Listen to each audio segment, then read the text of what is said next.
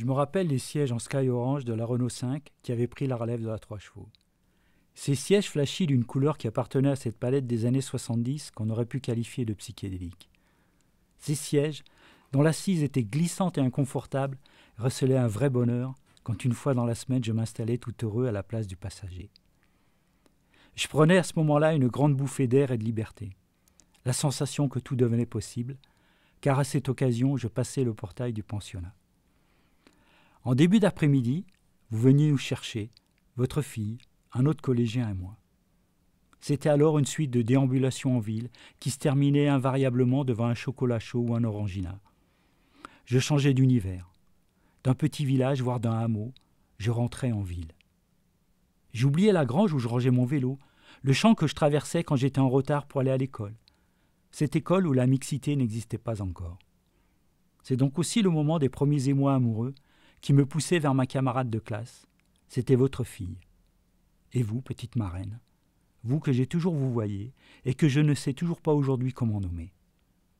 Je vivais ces sentiments tout en retenue car je la soupçonnais de préférer mon camarade à moi-même, ce qui me laissait toute l'attitude de me consacrer presque entièrement à la découverte d'un monde nouveau pour moi. En effet, fils de gendarme, vivant dans le milieu clos d'une gendarmerie où les portails étaient constamment fermés, et étant passé de ce milieu directement au pensionnat, j'étais dans ces moments de liberté comme un oiseau au bord du nid, qui, ayant vaincu sa peur et son appréhension, se jette dans le vide et qui tout d'un coup s'émerveille de sentir ses ailes le porter. Je ne savais pas à ce moment qu'une fois adulte, j'allais faire l'expérience de cette sensation.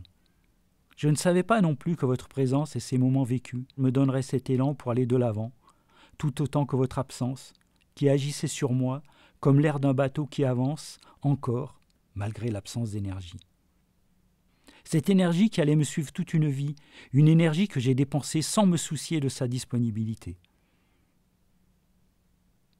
Peut-être que c'est quand on est enfant que l'on s'emplit de substances vitales, ce mélange de désir, de turbulence et de vie. Je sais que c'est vous qui me l'avez donné, cette substance vitale. Peut-être en aviez-vous beaucoup, car à cette époque, la chanson de Brassens était dans toutes les mémoires et vous vous appeliez Fernande. Je sais que cela fit beaucoup rire, mais cela ne dut pas être facile.